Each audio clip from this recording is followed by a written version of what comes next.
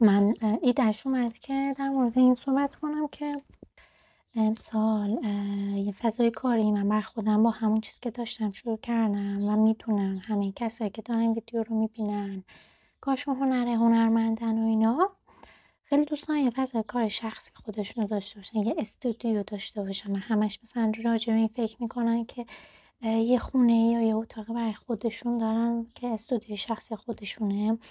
منم همچین چیزی رو دارم، ولی توی این ویدیو میخوام راجع به این صحبت کنم که منتظر نشینیم که اون اتاق بیاد تو زندگیمون، از همون جایی که داریم شروع کنیم و کوچولو کوچولو فضا و استودیو شخصی خودمون رو درست کنیم. من این کار کردم، امسال کردمش، بالاخره انجامش دادم. خب از ایده های خیلی ساده و خیلی روتین شروع شد، بعد هی یواش یواش هی من چیزای بهتری خواستم و به تناسب اون فضایی که من الان دارم ایدهش اومد. اینم بگم که من اتاق خیلی کوچیکی دارم، اتاق خوابم کردم یه جورایی محیط کارم، چون دوست دارم تو خونه کار کنم، اصلا دوست ندارم که یه فضای جدایی بگیرم برای استودیو شخصی. علاقه شخصی اینه که تو خونه باشم، راحت باشم، با لباس توی خونه بشینم کار کنم. اینا میکروفون. بعد آره خلاصه من شروع کردم امسال از اتاق شخصی خودم یواش یواش استودیومو یه جورایی یه فضای استودیو مانند گذاشتم. اتاقم هم گفتم کوچیکه، خیلی فضای بزرگی ندارم برای این کار، ولی فقط میخوام بهتون نشون بدم که میشه این کار از همون جایی که الان دارید میخوابید یا زندگی میکنید، هر قسمتی از خونتون میتونید این کارو بکنید. یک با خواهرم هم اتاقم مشترکه، اتاق تک ندارم و توی سالن و اینا هم اجازه ندارم این کارو کنم که یکم مادر سختگیری دارم توی این موردا. ولی با این همه سختگیری ها و این جریانات من الان فضا و استودیو شخصی خودم رو دارم. یه جایی رو دارم که مثلا مجبور نیستم برای اینکه هر دفعه کار کنم وسیله هامو جمع کنم بذارم توی کمودا و نمیدونم کشوهای مختلف، بعد دوباره خواستم کار کنم درشون بیارم، چون این خیلی وقت گیره. میدونم خیلیاتون الان اینطوری هستین، یعنی مثلا یک کشوی جدایی دارید برای وسیله هاتون، هی جمعشون میکنید پخششون میکنید، جمعشون میکنید پخششون میکنید و این بخشی از انرژی شما رو میگیره وقتی میخواین کار بکنین. بریم که بهتون نشون بدم من چیکار کردم.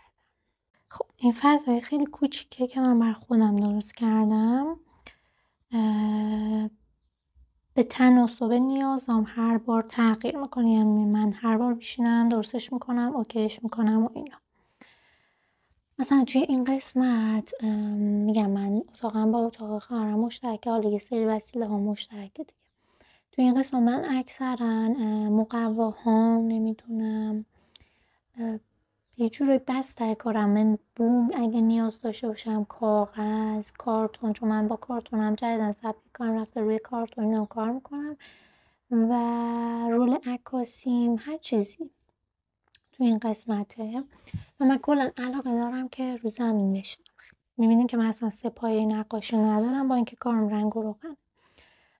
و خب مثلا با همون چیزایی که توی خونه داشتم شروع کردم یه جورایی پشتی برای زیر پام ساختم و خب اینا همش چیزایی بود که توی خونه دارم. من حتی 1 ریال هزینه نکردم من که همچین فضایی رو بسازم. اینو براتون دارم میگم که بدونین که با همین فضایی، با همین چیزایی که همین الان توی خونتون دارین میتونین شروع بکنین. از اینم بگم من اول ایده‌ای که شروع شد درست کردم، من این قفسه ها رو داشتم برای خودم. اینجا رو میبینین که توش کارام هست، مجسمه ها، این نقاشیه. من اینجا رو خالی میکردم و حالا وسیله هامو میذاشتم. بعد یه مدتی دیدم که خب اینا اصلا خیلی برا من کارساز نیست واقعیتش، چون بعد هر دفعه دوباره وسیله هامو میآوردم وسط اتاق پهن کردم میرفتم. من این گوشه از اتاق قاطی کردم، اینجام تخت خوابمه این پشت. این گوشه از فضای اتاق برای خودم خالی، یعنی همیشه خالی بود ولی با یه سری وسیله پر میشد. یواش یواش مثلا ایده‌هاش اومد که چیکار بکنم که این فضای خالی رو بر خودم ایجادش بکنم. مثلا این میز خیاطی مامانمه. دارم من این میگم که بدونین از همون وسیله‌ای که دارین شروع میکن. این میز همیشه بلا استفاده بود، هیچ کس هم ازش استفاده نمی‌کرد، ولی من شروع کردم ازش استفاده کردم و گفتم این میز کار من. بعد دیگه مثلا این پایین این دوتایی که میبینید وسایل رنگ و روغن و قلم و هم توی کیف بالاه و مثلا کامواها و متریالای دیگه هم توی اون جعبه پایینیه دیگه. از این قسمت بخوام بگم، ببخشید لرزش دارید بود، من لرزش که ندارم. اینجا مثلا پروژه های بعدی ما میزنم یا اون صحبت هایی که بخوام اینجا بزنم و اینجا میکنم دیگه. ارزم به خدمتتون این فضای بنفش مانند و من اینو نداشتم، اینو تازه ایجادش کردم. یعنی گذشت فهمیدم که من بیشتر از این اندازه میز میخوام، فضای کار میخوام و ایدهش اومد که مثلا اینو اجرا بکنم. بعد دیگه این که اجرا شد بعد دیدم خب من فضای کاری برای متریال رو میخوام، چون این سری متریال جدید گرفته بودم جا نداشتم و متریالی بود که همیشه استفاده میکنم. این متریالایی که همیشه استفاده میکنید و دم دستتون بذارید مثل الان تا خیلی همون موقعی که ایده میاد بتونید کار بکنید بدون اینکه مثلا خیلی ریخت و پاش بشه. البته اینم بگم که من خیلی آدم تمیز و مرتبی و این به نظم خیلی اهمیت میدم، برای همین خیلی دوست داشتم که وقتی یه ایده میاد اجرا میکنم سریع وسیله‌هاشو بردارم بذارم رو میز کارمو انجام بدم، بعد که تمام شد دوباره برگردونم سر جای بدون اینکه ریخت و پاشی بشه. و خب این شیوهی که من الان دارم اینجوری شده. مثلا اینا شیشه های نفتمه، اینا این قسمت هایی که دسترسی بهش یه کوچولو سخت‌تره چون جلوش این پایه میزه. من وسیله هایی رو گذاشتم که خیلی کمتر کاربرد داره، مثل شیشه های نفتم، نمیدونم این یه جور محلول برای مجسمه سازیمه، یا مثلا این پلاستیک رو پهن میکنم که فضای کارم تمیز بمونه. این قسمت متریالایی که من بیشتر باشون کار دارم، حالا بجز رنگ و روغن، اکریلیکمه، گواش، آبرنگ، پاستل کچی، نمیدونم دفتر برنامه ریزی. مگه توی اینستان باشین جریان این دفتر برنامه ریزی رو بهتر متوجه میشین. یا مثلا این قسمت رو من خیلی کاردکامو خیلی باش کار دارم، چسبامو خیلی باش کار دارم. بعد یه چیز دیگه هم که بود این بود که من با گوشیام خیلی کار میکنم موقع کارم، فایل گوش میدم، آهنگ میذارم و اینا. اول امسال من ایشونو بر خودم درست کردم، اینو با پاپیه ماشین درست کردم، خیلی هم دوستش دارم. گوشیم افتاد. این 3 قسمتیه. بعد از جایی هم که 2 تا گوشی دارم و شارژر هندزفریم هم هست، اینو برای خودم درست کردم، نزدیک پریزم درست کردم و برام هم خیلی اهمیت داشت که محل کارم نزدیک پریز باشه، چون می‌خواستم گوشیامو تو شارژ می‌زنم باشون بتونم کار بکنم. بعد دیگه این قسمت هم که دیگه انواع مختلف تخت شاسیا و پالتامه، بازم برای دسترسی راحت. این قسمت هم بهتون گفتم. بعد دیگه قسمت دیگه هم من دارم. من این 2 تا کشو هم مال منه. من این 2 تا کشو امسال هم 3 بهش اضافه شد. اگر که میبینید فضا ندارید تو خونتون، چون ما توی آپارتمان نشستیم، یه سری چیزای بی خود هست که شما استفاده نمی‌کنید. اونا رو رد کنید بره. وقتی چند سال فضای شما رو گرفتید اونا رو رد کنید بره تا یه فضای آزادی براتون ایجاد بکنه. من امسال این فضای آزادی تو این کشو ایجاد کردم. مثلا توی این قسمت من یه جور این کشو انبار منه، وسیله هایی هست که میخوام ولی مثلا سالی 1 بار یا سالی 2 بار بهشون نیاز دارم. یا مثلا متریالمه که مثلا متریال ذخیره‌مو که از قبل خریدم و هنوز متریال قبلیم تموم نشد که از جدید استفاده کنم، توی این کشو میذارم. چون همونطور که میدونید اصلا نمیشه باز کرد مگر اینکه مرمر مارد خیلی خاص. بعد میریم تو این کشو بازم مثلا یه سری وسیله هایی هست که خیلی کمتر استفاده میشه. این کشو دسترسی بهش بازم راحت تره، ولی مثلا اینطور نیست که من آنی بتونم برم سراغش وسیله هامو بیارم. برای همین وسیله‌هایی توش هست که خیلی مثلا نیازی بهش نیست، مثل میکروفونم توی این قسمته، چون مثلا شاید ماهی 1-2 بار من بیام سراغشون، بهتره که توی دست و پام نباشه که گرد و خاک بشینه و حالا توی این قسمت باشه. توی اینجام کشوی سوم خب دسترسی بهش خیلی راحت تره دیگه، هیچ جلوش نیست و همین بازم وسیله‌هایی توش گذاشتم که خیلی آنچنان بهشون نیازی ندارم ولی ممکنه نیاز پیدا بکنم. بعد دیگه مثلا چسب و قیچی‌ها رو من خیلی استفاده میکنم توی کارم، اینجا گذاشتم. مثلا یه سری از کارام که خیلی دوستشون دارم یا ناکاملم و نیاز به کامل شدن دارن توی این قسمت که من یادم بمونه من باید اینا رو کامل بکنم. و همین، این فضای کاری بود که من امسال ساختم. البته اینو بگم از همون اول اینطوری نبود، مثلا از همون اول با همون میز خیاطی مامانم شروع شد، حالا زیرش چون فضا داشت یه سری وسیله ها رو جا میدادم.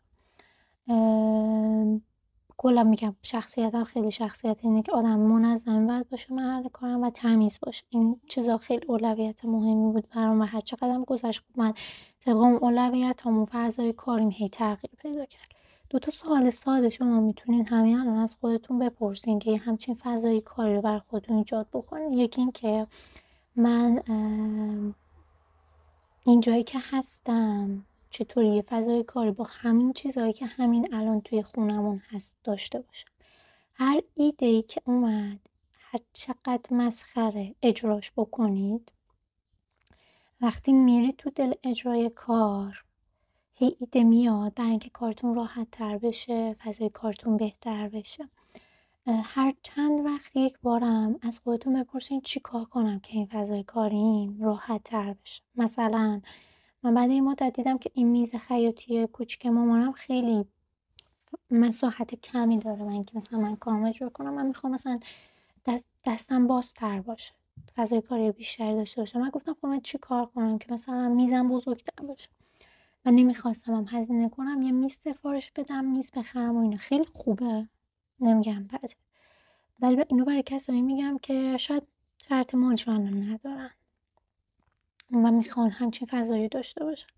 من شروع کردم گفتم که آقا مثلا من چیکار کنم که بعد یه میز کاری داشته باشم که مساحتش بیشتر باشه. بعد ایده هاش اومد با وسیله هایی که توی خونه بود.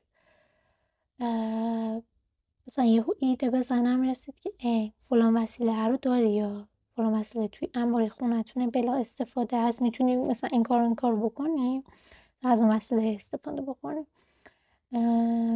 پس شروع کنید اگر که کسایی هست که دوست دارید یه فضای کاری برای خودتون داشته باشین، شروع کنید و بسازینش و بدون کارتون خیلی راحت میشه. من اینو واقعا امسال درکش کردم، چون یه مدت زمانی بود سفارشام هی پشت سر هم بود، من فضای کاری نداشتم. بعد چون فضای کاری نداشتم یه بخش از سرعت عمل منو این فضای کاری نداشتن میگرفت، یه بخش از ذوق و شوق منو میگرفت. و وقتی شما شروع میکنید فضای کاری خودتون رو میسازید، میبینید که من وقتی شروع کردم حتی فضای کاری هم نداشتم، الان یه فضای کار برای خودم دارم، یه استودیو کوچولو مچولو برای خودم دارم، با همون وسیله هایی که دارم، با همون امکاناتی که دارم، هزینه زیادی نکردم و خیالتون هم میدونید یه جورایی راحت تره از اینکه نمیدونم دیدم یه سری قسطی میرن میز میخرن و اینا. اصلا این کار رو لازم نیست بکنید، اصلا نیازی نیست همچین کاری نکنید. شما هنرمندی نیاز دارین که فضای ذهنتون آزاد باشه از اینکه وای فلان قسطم مونده. اینا رو ول کنید، همون چیزایی که دارید و بسازید بدون که بدهکار کسی بشین و میبینین که چقدر خودتون لذت بیشتر میبرین از هنرتون، از کاری که روزمره میکنین. شروع کنین. اگه دوست داشتین عکس فضای کاریاتون رو برام بفرستین، لینک توی بیو یوتیوب هم هست. میتونین توی تلگرام یا واتساپ اگه فضای کاری خودتون درست کردین عکسشو برام بفرستین، خوشحال میشم ببینم، ایده بگیرم ازتون فضای کار خودم هم بهتر بکنم. و اینم بدونین وقتی که فضای کارتون رو هی بهتر میکنین، اصلا از جایی که نمیدونین یه سری متریالایی که همیشه دوست داشتین امتحان بکنین میاد سراغتون. مثلا من خیلی متریال اکریلیک و امسال دوست داشتم امتحان کنم. واقعیتش بخواین اون موقع هم هزینه‌شو نداشتم که برم یه ست کامل اکریلیک بخرم و بیام جزء متریالام استفادهش بکنم و امتحانش بکنم. وقتی شروع کردم این کار کردم و فضای کاری خودم رو درست کردن، متریال اکریلیک هم الان شده جزء یکی از متریالایی که همیشه باش کار میکنم. پس اینا رو در نظر داشته باشین که فقط نتیجهش این نیست که شما یه استودیو شخصی کوچیک دارین، خیلی نتیجهش بهتر و بیشتره. وقتی این فضا رو بر خودتون درست کردین، گوشه اتاق، گوشه سالن، هر جایی که میدونید، نگران این نباشید که آقا یکی اومد خونه من یا یکی اومد این فضای کاری من چه نظری داره در موردش. اون افرادی که میان اول از اون که شما یه بخشی دارید برای اینکه بگید من کارتون معرفی کنید، بگید من این کار دارم انجام میدم و یه جورایی باعث معرفی شما بیشتر میشه، مسخره نمیشید. میاین و معرفی میکنید خودتون رو به این شکل به افراد و حالا مشتری جذب میکنید، چه برای فروش کارتون چه برای سفارش گرفتن. چون طرف میدونید وقتی فضای کار شما رو میبینه یه دید خوبی نسبت به شما میگیره. اینو میگم برای کسایی که شاید ذهنیتشون مثل من بود قبلا و فکر میکنن اگه کسی بیاد خونهشون، حالا یه بخشی از خونهشون رو ببینه که فضای کار ایشونه، خیلی مسخرش کنن. نه، هیچ اتفاقی هیچ وقت نمیافته. به حرف ذهنتون گوش ندید، یه بار این کار انجام بدین و ببینید که اصلا مسخره نمیشه. ترجیحاً هم قسمت‌هایی رو این کار بکنید که مثلا مثل مامانی ندید که خیلی گیر بده بگه که چرا گوشه سالن من اشغال کرد. نه، التماس کسی رو نکنید. فضا همون جایی که هستیم قطعاً پیدا میکنید، راه حلش هست. شاید اون اول ایده‌ای که میاد بزنتون خیلی خوب نباشه، ولی خب انجامش که بدین هی میفهمین چی میخواین. برحالا هر کس اولویتاش فرق داره. انجامش که بدین میفهمین که چی میخواین، هی ایده بهتر و بهتر و بهتر میشه. این فضای کاری که من الان نشون دادم تقریبا بعد از 10 بار بهتر شدنه. یعنی مثلا 10مین باری که من دوباره این فضا رو دوباره چیدم و هی بهترش کردم. اینو یادتون نره. منتظر عکسایی از فضای کارتون هستم.